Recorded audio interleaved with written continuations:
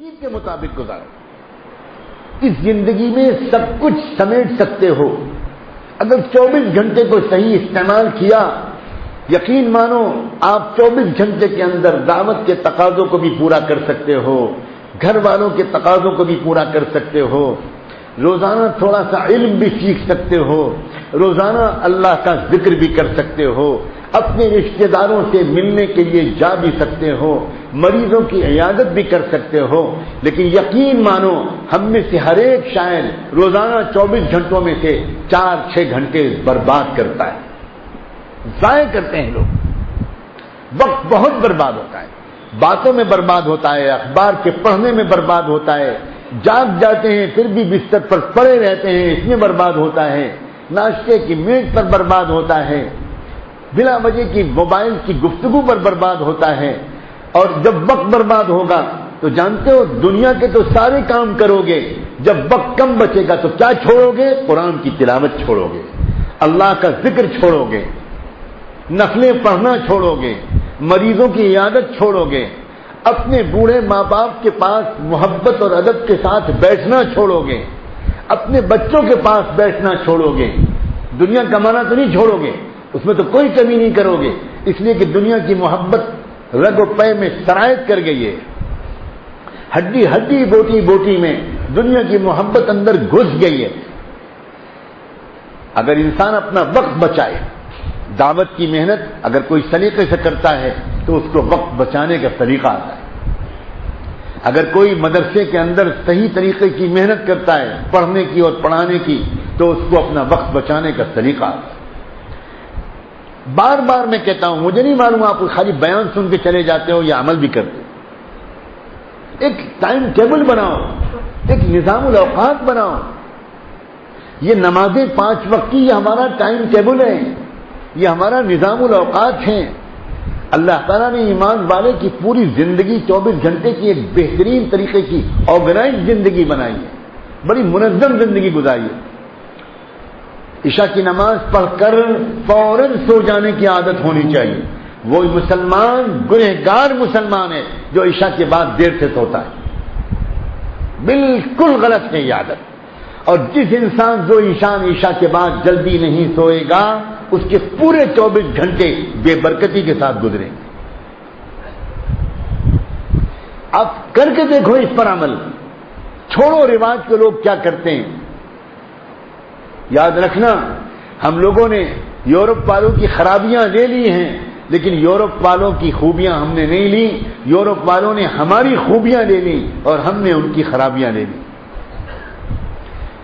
پورے یورپ اور امریکہ میں کہیں جا کر دیکھو، رات تو دور کی بات ہے، شام سے سناٹا شروع ہو جاتا ہے. بالکل 9 بجے رات کے بعد آپ اگر وہاں کسی کو فون کریں لندن میں، فرانس میں، تو آدمی سمجھتا ہے یا تو یہ پاگل ہے یا یہ شراب کے نشے میں چور ہے یا کوئی ایمرجنسی ایسی پیش آ گئی ہے.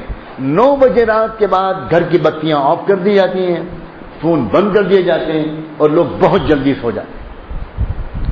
شام 7 ساڑھے 7 بجے نیو یارک شہر کے اندر سناٹا چھا جاتا ہے. اور فجر کی نماز پڑھنے کے لیے جب مسلمان اپنے گھر سے نکل کر علاقے کی مسجد میں جاتے ہیں تو اس وقت اتنا ٹریفک ملتا ہے کہ جب تک پیدل چلنے والے کو بھی گرین سگنل نظر نہیں آئے گا ٹریفک میں وہ سڑک پار نہیں کر سکتے. اتنی صبح وہ لوگ اٹھتے ہیں. پورا امریکہ اور یورپ سڑکوں پر دوڑتا ہوا نظر آتا ہے.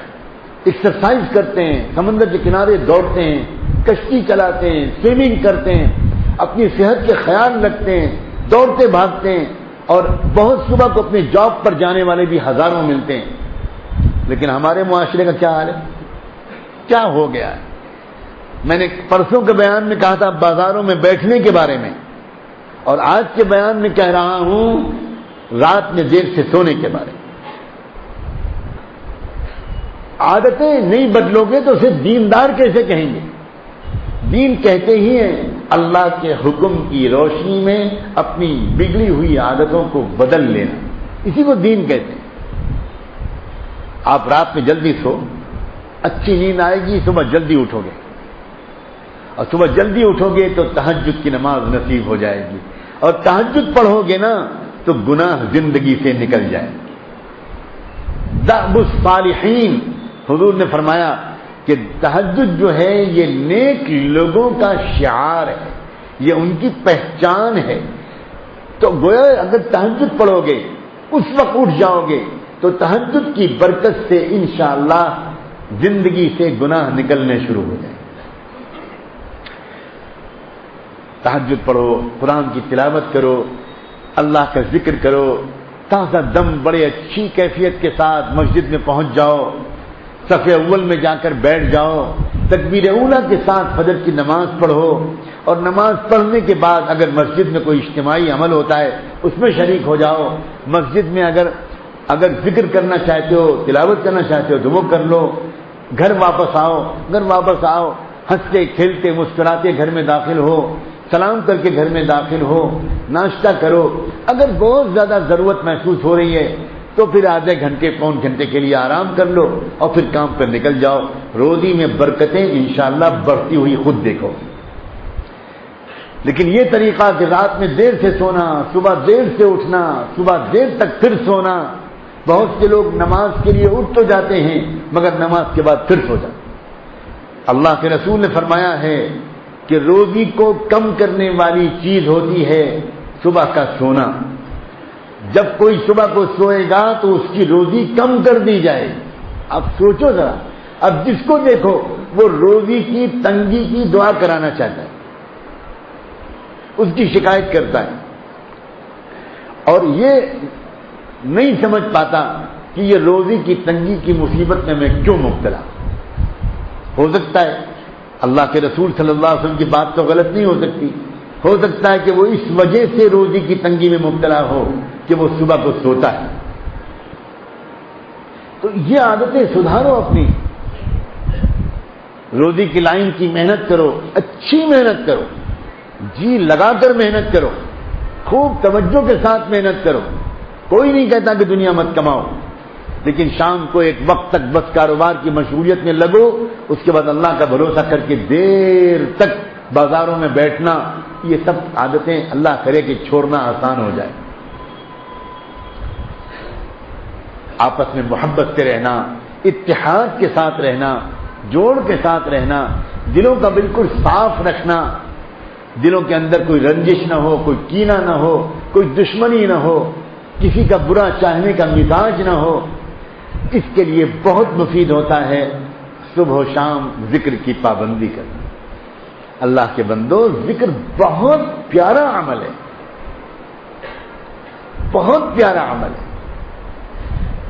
کر کے دیکھو صبح شام اکیلے میں تنہائی میں بیٹھ کر بتائے ہوئے طریقے پر اللہ کو یاد کر کے دیکھو۔ سنتے رہنے سے کام نہیں چلے گا، کر کے دیکھو۔ خود عمل کرو گے تو تم کو محسوس ہوگا کہ جو گناہ برسوں سے نہیں چھوٹ پا رہے تھے وہ گناہ چھوٹنا آسان ہو گئے۔ یہ اللہ کے ذکر کی تاثیر ہے۔ قرآن مجید میں اللہ تعالیٰ نے صاف فرمایا ہے، ان الصلاۃ تنہی عن الفحشاء والمنکر ولذکر اللہ اکبر واللہ یعلم ما تصنعون۔ اس لیے دعا ہے کہ اللہ تبارک و تعالیٰ اس سفر میں جو بھی ذرہ خیر وجود میں آیا ہو اللہ اسے قبول فرما لے۔ جو کمیاں کوتاہیاں رہ گئیں آپ حضرات کی خدمت میں، اللہ مجھے معاف فرما دے، اللہ مجھے معاف فرما دے، اللہ آپ کو اس محبت کا صلہ دے جس محبت کے ساتھ آپ آنے والے مہمانوں کے ساتھ پیش آتے ہیں۔ زندگی مختصر ہے، موت قریب ہے، سب ٹھاٹ پڑا رہ جائے گا جب لاج چلے گا بنجارا، سب ٹھاٹ پڑا رہ جائے گا جب لاج چلے گا بنجارا۔ نوجوانوں، اپنے ماں باپ کی قدر کرو، اپنے ماں باپ کی عزت کرو، اپنے ماں باپ کی خدمت کرو، ان کی دعائیں لو۔ اور کتنا اچھا ہو کہ آج یہاں سے اٹھنے کے بعد نماز سے فارغ ہو کر جب آپ اپنے گھر جاؤ تو آپ اپنے ماں باپ سے معافی مانگ لو معافی۔ نوجوانوں مان جاؤ، کہو جا کر امی مجھے معاف کر دیجئے، واقعی میں نے آپ کی شان میں گستاخیاں کی ہے، آپ سے میں بڑی آواز میں اونچی آواز میں بولا ہوں، اب میرا کیا ہوگا؟ آج میں نے بیان میں سنا ہے جس کی ماں ناراض ہوگی اس کو مرتے وقت کلمہ بھی نصیب نہیں۔ اپنی آنکھوں کو گناہوں سے بچاؤ، بد نظری کے گناہ چھوڑ دو، اللہ کے بندو چھوڑ دو۔ اس سے زیادہ گندا گناہ اور کیا ہوگا؟ تمہاری بیٹی کو کوئی دیکھے، تمہاری بہن کو اور بیوی کو کوئی دیکھے تو تم کو اچھا نہیں لگے گا، تم کسی کی بہن بیٹی کو دیکھو گے کسی اور کو کیسے اچھا لگے گا؟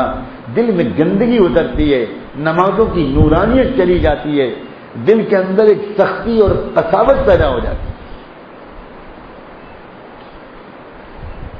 اللہ والوں کے پاس جایا کرو اللہ والوں کے پاس، اللہ کے راستے میں نکلتے بھی رہو اور پھر پوچھو کہاں میں حاضر ہوں، میں چاہتا ہوں کہ میں کسی اللہ والے کے ہاتھ پر توبہ کروں، کسی اللہ والے سے بیعت ہو جاؤں اور وہ میرے لیے دعا کرے، میرے اوپر توجہ ڈالے، مجھے ذکر سکھائے اور میں اس طریقے پر ذکر کر کے اللہ کا اچھا بندہ بنوں۔ ان راستوں میں آگے بڑھو، ہمت سے کام لو۔ اللہ تعالیٰ نے آپ کے اندر کچھ صلاحیتیں رکھی ہیں جن کا میں نے پہلے سفر میں اشارہ کیا تھا۔ آپ کے اندر صلاحیتیں ہیں، اپنی صلاحیتوں کو پہچانو، اپنے گھر کو بھی صاف ستھرا رکھو، اپنے گھر کے سامنے کے حصے کو بھی صاف ستھرا رکھو، اپنے محلوں کو بھی صاف ستھرا رکھو، اپنے دل کو بھی صاف ستھرا رکھو، اپنے وقت کو ضائع ہونے سے بچاؤ، اپنے آنکھوں کو، اپنے کانوں کو گندگیوں سے بچاؤ، اپنی زبان کو گندگیوں سے بچاؤ۔ اچھے ماحولوں میں بیٹھو، برے ماحولوں سے دور بھاگو، دور بھاگو، دور بھاگو، پناہ مانگو اللہ تعالیٰ، پناہ مانگو برے دوست سے، برے ساتھی سے جو بری بری باتیں کرے، برے برے قصے سنائے اور برے اعمال کی طرف کھینچ کر لے جائے۔ حرام کمائی سے اپنے آپ کو بچاؤ، ایک لقمہ بھی حرام کا بدن میں نہ جانے پائے، ایک لقمہ بھی حرام کا بدن میں نہ جانے پائے۔ بازار کی چیزیں کھانا، دکانوں پر کھڑے ہو کر، ٹھیلوں پر کھڑے ہو کر کھانا بہت مکروہ عادت ہے، بہت مکروہ عادت ہے۔ ہمارے علماء حدیث نے تو عجیب عجیب شرطیں لگائیں کہ ہم حدیث کس کی روایت سے قبول کریں گے؟ جس کی یادداشت بہت مضبوط ہو، جس کو ایک ایک لفظ یاد رہتا ہو، جس کی نیت پاک صاف ہو، جس کے اخلاق اچھے ہوں، جس کے اندر تقوی ہو۔